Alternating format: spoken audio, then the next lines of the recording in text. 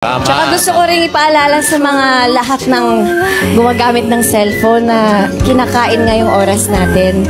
Huwag natin kalimutan ang oras ng mga taong nandyan sa harap natin, nandyan sa tabi natin.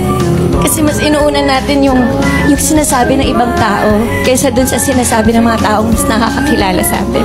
Ang oras hindi naman nabibili yan. Hindi yan na-add to cart. Sadyang binibigay yan ng kusa at buong puso.